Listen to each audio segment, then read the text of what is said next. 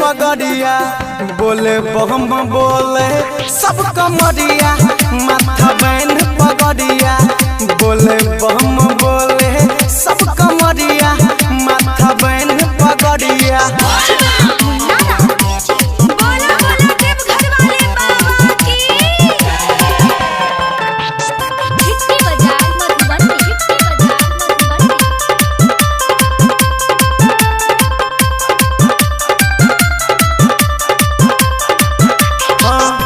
सुल्तानगंज में सभे कमर सजावे बाबा नगरिया सभे धूम मचावे सुल्तानगंज में सभे कमर सजावे बाबा नगरिया सभे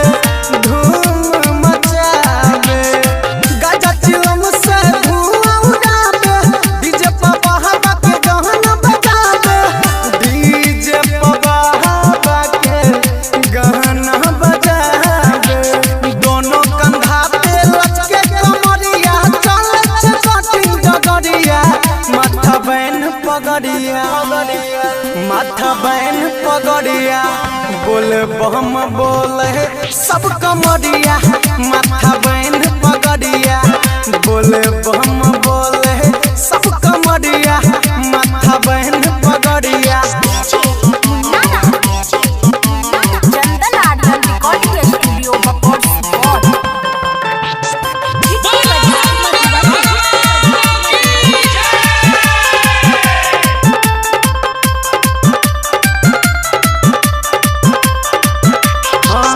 गेरुआ कलर में सभे छई हो रंगाइल रिम झिम बरसे बदरी देव घर सजाइल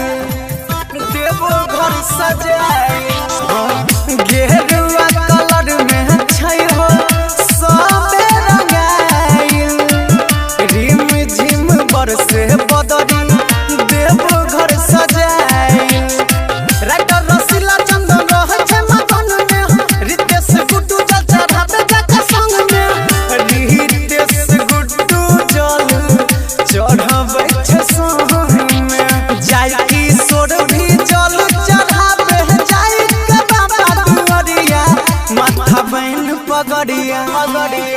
माथा बैन पगड़िया बोले बम बोले सब कमरिया माथा बैन पगड़िया बोले बम बोले सब कमरिया माथा बैन पगड़िया।